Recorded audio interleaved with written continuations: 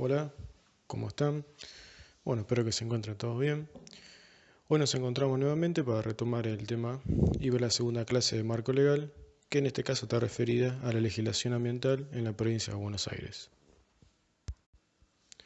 Ahora bien, si recuerdan lo que vimos en la clase pasada, estructuralmente teníamos la Constitución Provincial con su reforma del año 94, que es la que le da el marco a todas las leyes provinciales.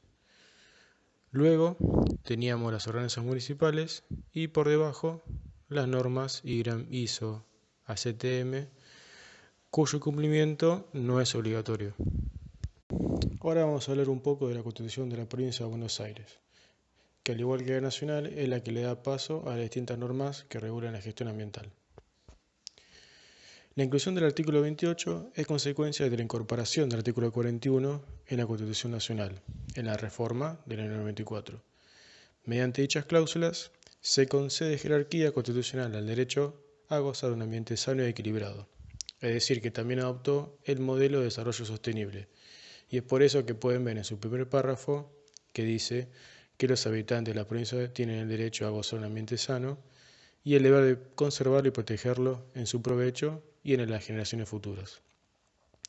Pero fíjense esto, no solo consagra el derecho, sino también el deber de conservar y proteger el ambiente. Es decir, la obligación de todos los habitantes de la provincia de Buenos Aires de ser agente de tutela ambiental. Esto se debe a que el ambiente es un bien de incidencia colectiva, pertenece a todo por igual y no es susceptible de apropiación privada. Por ello, es que todos tenemos el derecho de disfrutar de él y a la vez el deber de conservarlo. Es importante recalcar que cuando hablamos de ambiente, no solo nos referimos al suelo, agua, aire, flora y fauna, sino que también queda comprendido el patrimonio cultural y el paisaje. Por otra parte, el artículo impone al Estado provincial el deber de preservar, conservar y recomponer los recursos naturales, ya sea los renovables y no renovables, que se encuentren en su territorio. A su vez debe promover el aprovechamiento de los mismos de un modo racional, aspecto que se encuentra íntimamente vinculado con el concepto de desarrollo sostenible. Bueno, además de lo que mencionamos, el artículo 28 reconoce el derecho a acceder y recibir información y educación ambiental adecuada. Y por último, esta cláusula concluye estableciendo que toda persona, tanto física o jurídica, que mediante actos u omisiones pueda degradar el ambiente, debe tomar todas las precauciones que sean necesarias a fin de evitarlo. Esta última previsión es de gran importancia ya que el daño ambiental tiene la particularidad de que, una vez que se produce, las posibilidades de recomposición del ambiente afectado son, por decir de una manera, prácticamente nulas o imposibles. Es por eso que se deben tomar todos los recaudos posibles a fin de minimizar este riesgo. Ahora bien, en pantalla pueden observar las leyes que conforman el marco normativo de la provincia de Buenos Aires y que en esta clase vamos a ir desarrollando. Estas son, en primer lugar tenemos la ley 5.965 del año 58, relativa a la protección de la fuente de provisión y a los cursos y cuerpos receptores de agua y a la atmósfera. En segundo lugar tenemos la ley número 11.549 del año 97 de erradicación industrial. Esta normativa, en mi opinión, es una de las más importantes y más adelante voy a tratar de explicarles por qué. En tercer lugar tenemos la ley 11.347 del año 94, relativa a los residuos patogénicos. Luego tenemos la ley número 11.720 del año 97, referida a los residuos especiales. Acá les quiero aclarar que cuando hablamos de residuos especiales, estamos hablando ni más ni menos que de residuos peligrosos. La única diferencia es que en lo que es en el ámbito de la provincia de Buenos Aires se lo reconoce como residuos especiales y lo que es en Nación se le denomina residuos peligrosos. Ambas normativas, que fue la que vimos en las clases pasadas, es muy similar. Después tenemos la ley número 11.723 en el 97, la cual es la Ley Integral de Protección del Ambiente. Luego tenemos la ley número 13.592, que es de gestión de residuos sólidos urbanos. Y por último, la ley número 14.343, relativa a los pasivos ambientales. Bueno, Siguiendo el orden que mencionamos en la diapositiva anterior, vamos a empezar por la ley número 5.965, que fue sancionada en el año 1958. Básicamente, lo que establece en su artículo 2 es el control de calidad de los solventes líquidos y gaseosos que puedan llegar a generarse en un establecimiento, ya sea público o privado, ¿no? Dicho en otras palabras, prohíbe que las emisiones gaseosas y líquidas sean descargadas a la atmósfera o a un cuerpo receptor, respectivamente, sin haber sido previamente tratadas a fin de quitarle la carga contaminante que puedan llegar a contener. Ahora bien, hablando un poquito con respecto al trámite, los establecimientos deben solicitar a la autoridad de aplicación un permiso de descarga de cada uno de sus efluentes, para lo cual deberán presentar documentación técnica con carácter de declaración jurada que demuestre el efectivo tratamiento o depuración de los mismos. Luego la autoridad de aplicación evalúa dicha presentación y en el caso de estar todo ok, le otorga un permiso de descarga. Es importante que tengan en cuenta que estos permisos de descarga son de carácter precario. ¿Qué quiere decir que sean precarios? Bueno, quiere decir que pueden ser revocados o, digamos, eliminados en el caso de que el organismo de control verifique que por algún motivo no se esté cumpliendo con la normativa vigente y se esté evidenciando una contaminación al ambiente. Ahora bien, ¿quiénes son las autoridades de aplicación que se desprenden de esta normativa? Bueno, en primer lugar, tenemos que por el decreto número 1074 del año 2018, que derogó al decreto 3395 del año 96 y aprueba la reglamentación de esta ley, se designó que es el OPDS, el Organismo Provincial para el Desarrollo Sostenible, o conocida también como la ex Secretaría de Política Ambiental, es quien tiene el poder de policía con respecto a las emisiones gaseosas. Ahí, como ven en la presentación, les dejamos el link de su web oficial para que puedan ingresar y bueno, chusmen un poco, ¿no? Con respecto a los trámites, las autoridades, cómo está conformado el organigrama, cuáles son las alcances que tiene este organismo de aplicación. Y bueno, en segundo lugar, pueden ver que como autoridad de aplicación en materia de fuentes líquidos tenemos a ALADA, que es la autoridad del agua, ¿no? Si quieren pueden entrar al link que figura en la diapositiva y bueno, y ver los trámites e información de las distintas cuencas hídricas. Una aclaración como nota al pie que ambos organismos están ubicados físicamente en la ciudad de La Plata. Continuamos. La autoridad del agua se constituye a partir de lo establecido en la ley 12.257 como entidad de aplicación de las funciones encomendadas al Poder Ejecutivo. El Código de Aguas es un instrumento legal que tiene como objeto reglamentar, supervisar y vigilar todas las actividades y obras relativas al estudio, captación, uso, conservación y evacuación del agua. Esta ley le otorga a la autoridad del agua atribuciones y funciones para poder asistir al Poder Ejecutivo y algunas de estas son, vamos a nombrar las más importantes, ¿no? Formular la política del agua, suspender el suministro de agua para uno o más usos en caso de que lo meriten, supervisar y vigilar las actividades y obras relativas al estudio, captación, uso, conservación y evacuación del agua, promover programas de educación formal e informal sobre el uso racional del agua, dar cumplimiento a la planificación hidrológica para satisfacer las demandas de agua, incrementar la disponibilidad del recurso hídrico y proteger su calidad, establecer zonas de reserva, muy importante eso, aplicar defensa contra las inundaciones y sequías, y por último vamos a mencionar lo que es promover programas de educación formal e informal sobre el uso racional del agua. Continuando, ahora vamos a hablar un poquito de la ley que yo le comenté que en mi opinión es de la más importante en lo que hace a la temática ambiental, que es la número 11.459 de erradicación industrial. Antes que nada vamos a aclarar que esta ley en su principio fue reglamentada por el decreto número 1741 de enero 96, que estuvo vigente por mucho tiempo, y hace muy poco ese decreto se derogó y se cambió por el decreto número 531 del año 2019, que trajo aparejado diferentes cambios en lo que hace al trámite de erradicación industrial. Bueno, básicamente esta ley lo que hace es regular la erradicación industrial y los establecimientos existentes que se instalen o amplíen o modifiquen sus procesos y o instalaciones. Acá yo me quiero detener un poco porque yo insisto que esta es una de las leyes más importantes porque es el puntapié inicial.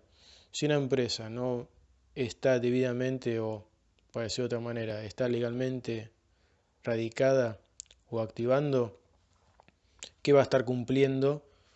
¿Cómo va a estar cumpliendo lo que son las normas ambientales?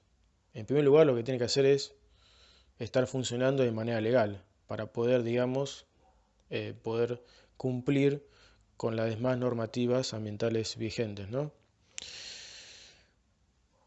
Ok.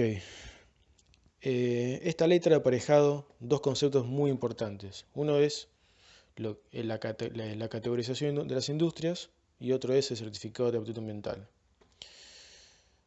Con respecto a lo que es la categorización de las industrias, esto va a estar, digamos, ligado al nivel de complejidad ambiental que es NSA. Después lo vamos a ver en las diapositivas de más adelante. Y bueno, ¿cómo, digamos, está categorizado a las industrias o cómo esta ley propone categorizar a las industrias? De acuerdo a tres niveles de complejidad ambiental. Primero tenemos lo que es la primera categoría, que son aquellos establecimientos considerados inocuos. ¿Por qué inocuos? Bueno, porque su funcionamiento no constituye un riesgo o molesta para la población o al ambiente que circundante, ¿no? Ya, digamos, a la población que está rodeando a ese establecimiento. Después tenemos la segunda categoría, que ya acá es una categoría media, está destinada a los establecimientos considerados incómodos, que en este caso su funcionamiento sí constituye una molestia para la población, el ambiente que lo rodea. Y por último tenemos la tercera categoría, que directamente son los establecimientos considerados peligrosos. ¿Qué quiere decir? Bueno, que su funcionamiento constituye un riesgo importante, ¿no?, para la población. Luego, una vez que las empresas son categorizadas, que ahora después lo vamos a ver bien, lo que tramitan es un certificado de aptitud ambiental que hoy en día, a diferencia de cuando estaba en vigencia el decreto 1741, tiene una validez en la actualidad de 4 años, ¿no? Ahora vamos a hablar un poquito de lo que es el trámite de habilitación de las empresas, que no es más que la erradicación formal de su establecimiento en un municipio, ¿no? En primer lugar, lo que tienen que realizar es el inicio del expediente electrónico. ¿Cómo se realiza ese paso? Bueno, tienen que ingresar a la página del OPDS, que ahí lo ven en la pantalla, y solicitar al municipio que le otorgue la clave para poder acceder. Y bueno, una vez que completan esa fase en el municipio, van a ingresar a una plataforma virtual donde van a ir completando las diferentes fases del trámite. El artículo 11 establece que el trámite se compone por 3 fases. la fase número 1 es lo que se conocía antes como la categorización del establecimiento.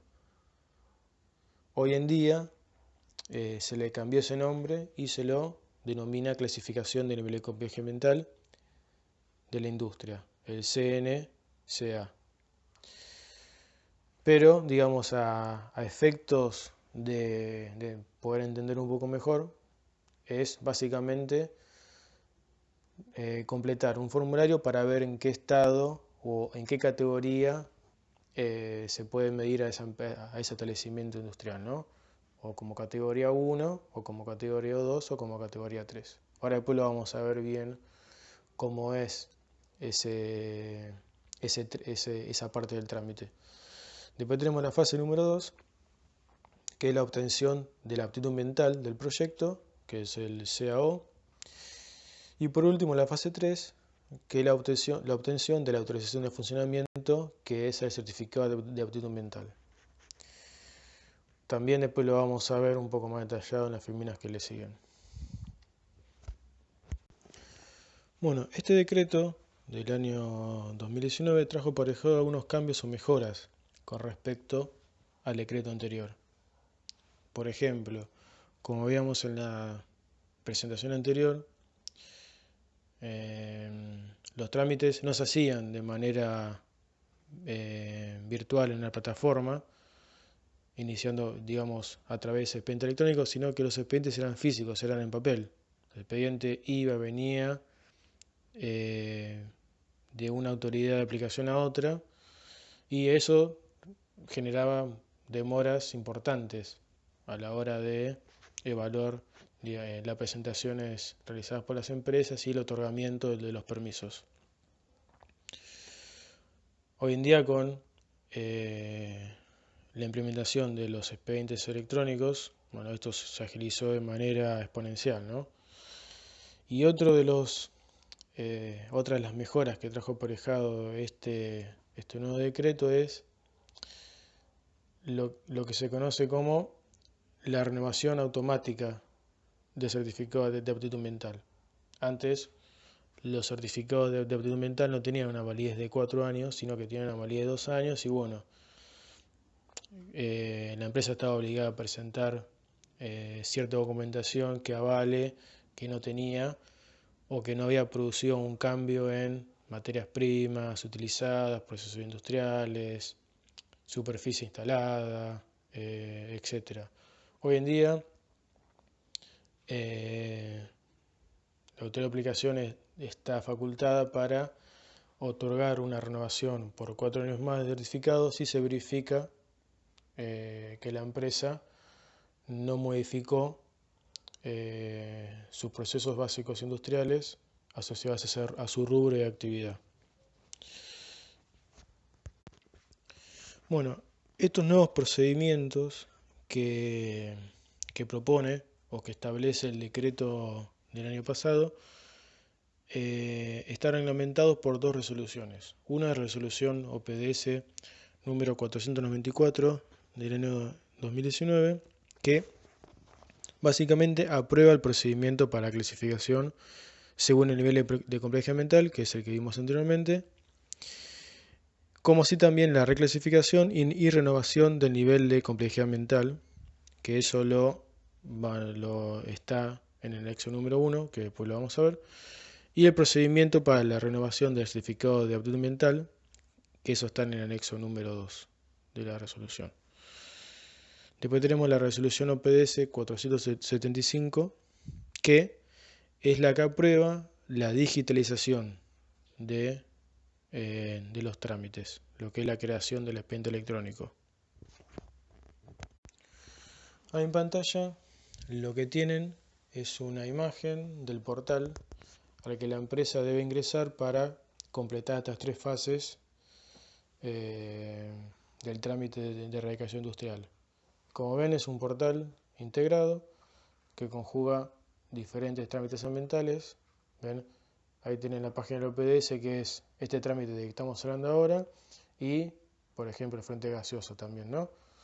Y después también pueden ver que hay un link en que direccionan a la autoridad del agua para está en cumplimiento legal a todos los trámites de fluentes líquidos.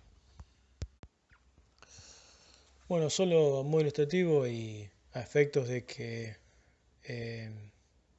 puedan visualizar, aunque sea una parte mínima del trámite, ahí tienen un print de pantalla del portal donde la empresa que desea radicarse o que ya esté radicada y está activando y desea completar otros trámites ambientales, debe ingresar con un usuario y contraseña, que esa información se lo otorga el municipio, ¿no?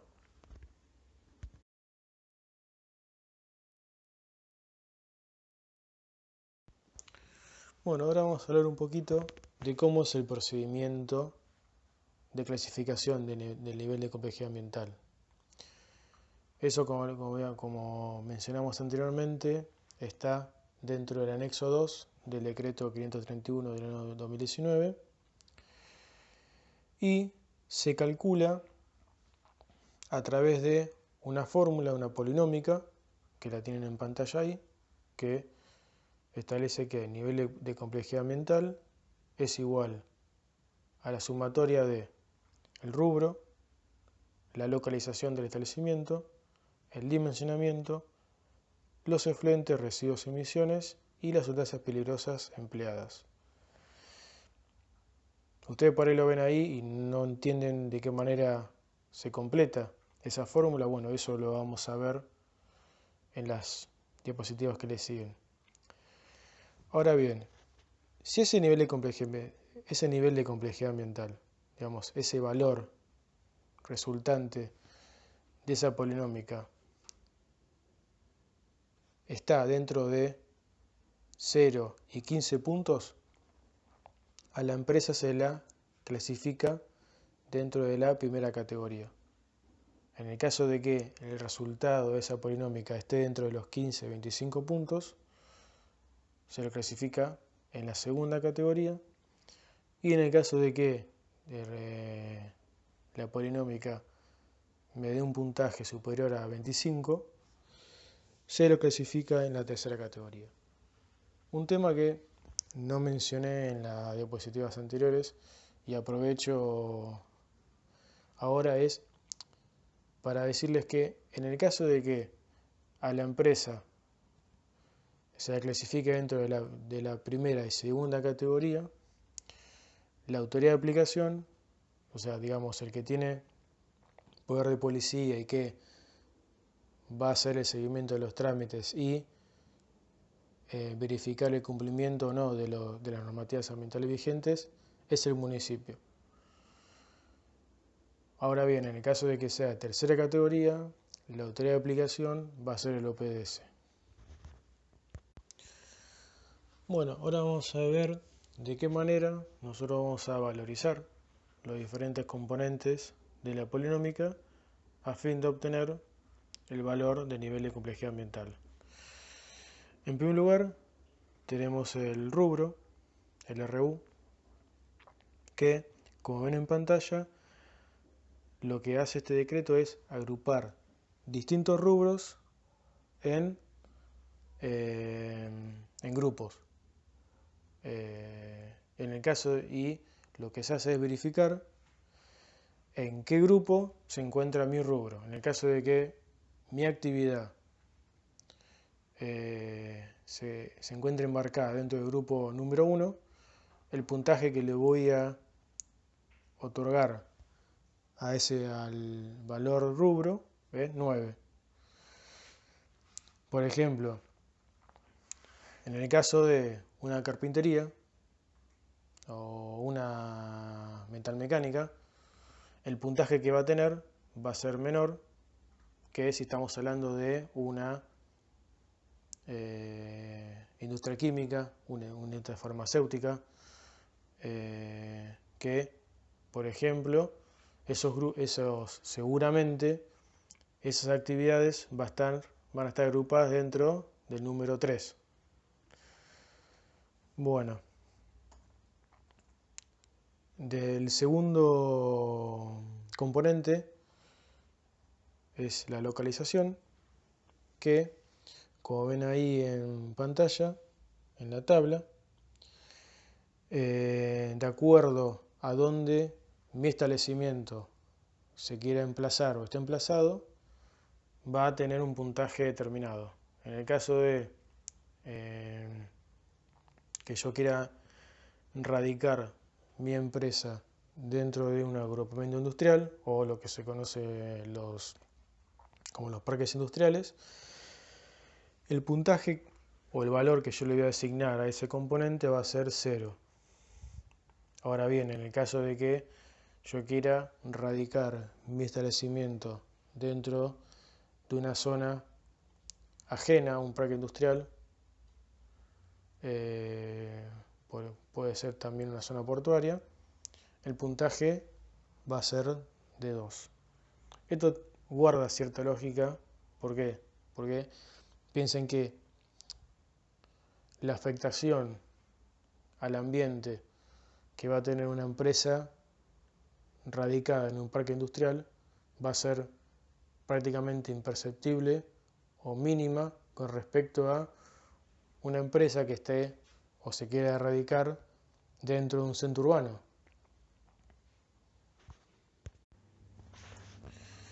Bueno, el tercer componente de la polinómica es el dimensionamiento, que como ven ahí en pantalla está conformada por dos factores. En primer lugar tenemos la potencia instalada, que de acuerdo a la potencia activa o útil que se va a instalar o que se quiere instalar, se le va a otorgar determinado puntaje. Esto básicamente lo que se hace es ver las chapas características de cada equipo y realizar una sumatoria para poder obtener mi puntaje, ¿no? Después el segundo factor es el indicador de superficie, que en función de la superficie afectada a la producción, no la superficie total del predio, sino la superficie que va a estar destinada meramente al proceso productivo, se le va a otorgar un puntaje determinado. Bueno, en cuarto lugar tenemos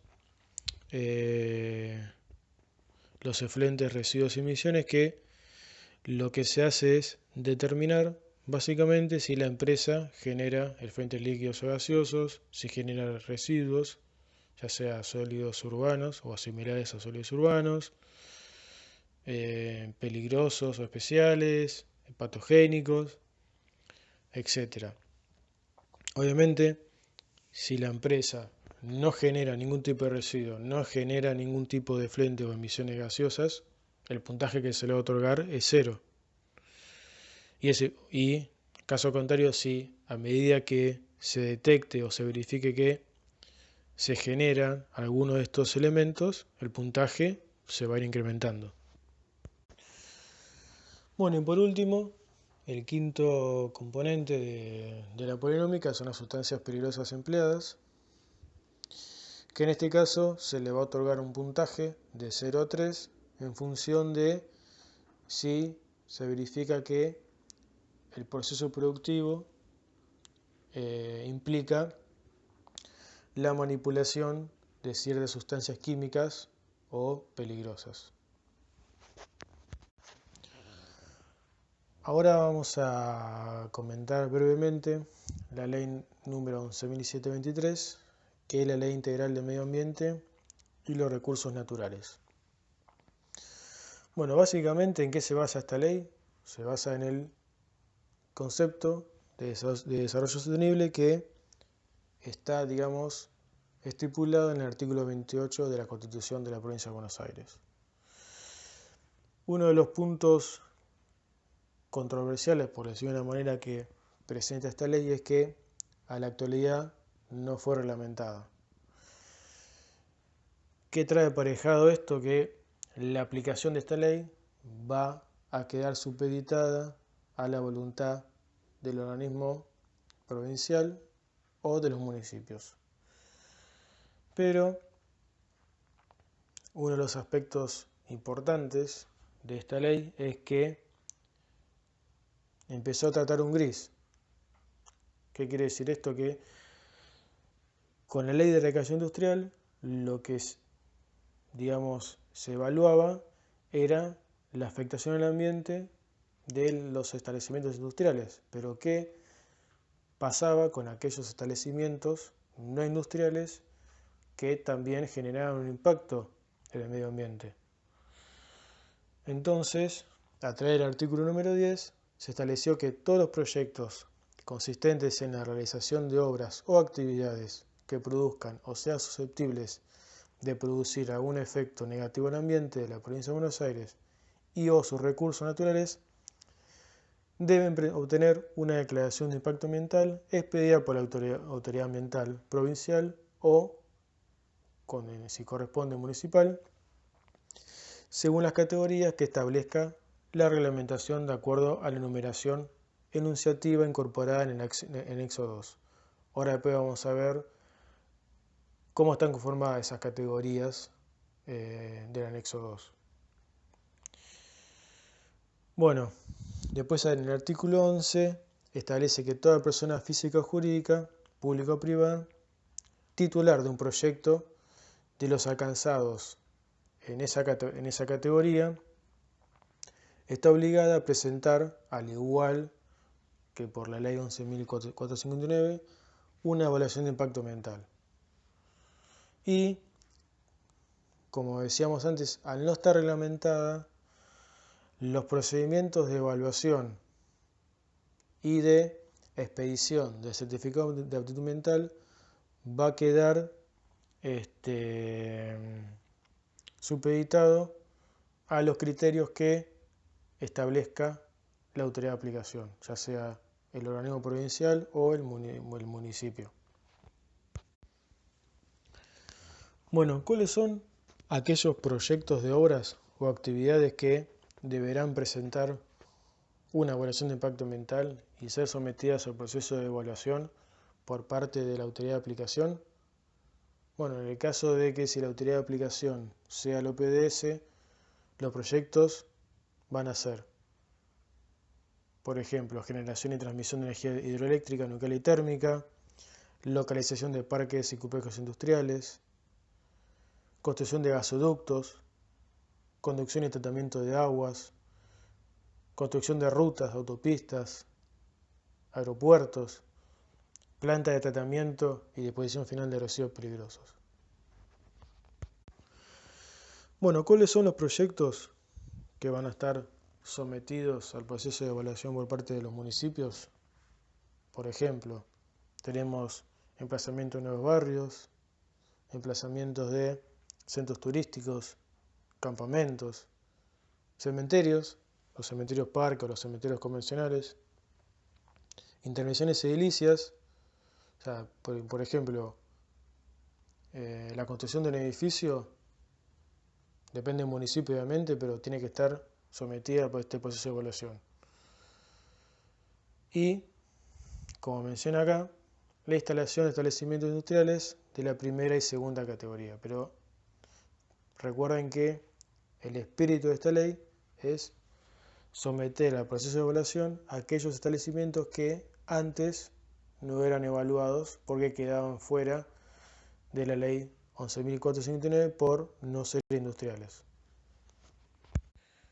Bueno, como les mencioné anteriormente, al no estar reglamentada esta ley, su aplicación va a quedar supeditada a la decisión política y técnica de cada municipio o de la autoridad de aplicación provincial. Así como también, obviamente, los procesos de evaluación y de emisión del certificado. Uno de los municipios que sí aplica esta ley y que lo tenemos muy cerca de nuestras facultades es el municipio de Teniente Echeverría.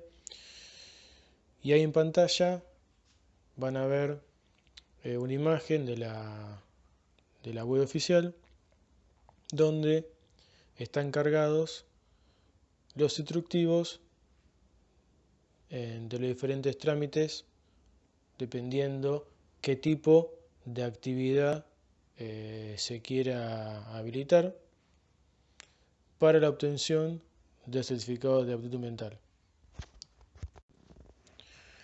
Bueno, solo a modo de ejemplo, ahí les dejamos uno de los instructivos que figuraban en la página oficial, que está relacionado a los requisitos técnicos administrativos que debe presentar un interesado para obtener el certificado de aptitud mental de un centro de distribución y logística. En enero de 2012 se publicó en el Boletín Oficial de la Provincia de Buenos Aires la Ley número 14.343 que regula la identificación de espacios ambientales y la obligación de recomponer sitios contaminados o áreas con riesgo para la salud de la población con el propósito de mitigar los impactos negativos del ambiente. Bueno, ahora bien, merecen especial atención tres aspectos de esta norma. En primer lugar, la regulación no solo de los paseos ambientales, sino también de las cargas impuestas a los responsables de la generación de los daños ambientales. En segundo lugar, la presentación para la aprobación de lo que se conoce como auditorías de cierre en el caso del cierre definitivo o transferencia de las actividades. Y por último, la obligación de denunciar la existencia de paseos ambientales a cualquier persona o a un funcionario público. En cuanto a la definición de paseo ambiental, la propia ley lo precisa textualmente como el conjunto de daños ambientales en términos de contaminación del agua, del suelo, del aire, del deterioro de los recursos naturales y los ecosistemas, producidos por cualquier tipo de actividad pública o privada durante su funcionamiento ordinario o por hechos imprevistos a lo largo de su historia, que constituyan un riesgo impermanente y o potencial para la salud de la población, el ecosistema circundante y la propiedad y que haya sido abandonado por el responsable. Es interesante la incorporación del concepto de abandono por responsable, ya que en cierta medida traza una línea divisoria entre el daño ambiental en sí mismo y el paseo ambiental. De esta forma se puede decir que puede haber daño sin haber paseo ambiental, aunque no al inverso. Ahora bien, ante la identificación de paseo ambiental, siempre va a existir un responsable obligado a recomponer el ambiente. Los sujetos titulares de la actividad generadora del daño o bien los propietarios de los inmuebles en el caso que no se pueda ubicar al titular de la actividad. El paseo ambiental podrá encontrarse indistintamente en el propio establecimiento o bien en terrenos linderos a él, ¿no? Ahora bien, la ley establece una serie de definiciones que resulta importante que leamos de manera textual. En primer lugar tenemos auditoría de cierre, que ya en parte la mencionamos arriba. Se entiende por auditoría de cierre aquel procedimiento por el cual un sitio se somete al estudio por parte de un profesional inscripto ante registro creado por la ley, conforme a los requerimientos exigidos para su inscripción por la reglamentación de la presente, con el propósito de establecer el estado ambiental final del sitio. Recomposición. Se entenderá por recomposición las tareas de remediación, saneamiento y aquellas tendientes a establecer medidas de seguridad a los fines de evitar daños a la población en general. Remediación. Tarea o conjunto de tareas a desarrollarse en un sitio contaminado que tienen como finalidad reducir las concentraciones de contaminantes, a fin de obtener niveles de riesgo aceptables en función de la protección de la salud humana y la integridad de los ecosistemas. Saneamiento. Importa la recomposición de condiciones sanitarias de un sitio. Sitio contaminado. Es todo aquel sitio cuyas características físicas, químicas o biológicas han sido alteradas negativamente por la presencia de sustancias contaminantes de origen humano, en concentraciones tales que en función del uso actual o previsto del sitio y sus alrededores comporte un riesgo para la salud humana y o el ambiente. Bueno, si bien la definición de remediación no resulta o no nos resulta novedosa, en este caso eleva un estándar legal al criterio de reducción de la contaminación hasta niveles que resulten aceptables, dejando de lado el principio contenido en el artículo 28 de la Ley General del Ambiente que obliga al responsable a retrotraer a la situación ambiental al momento anterior a que ocurriera el daño. ¿Se entiende eso?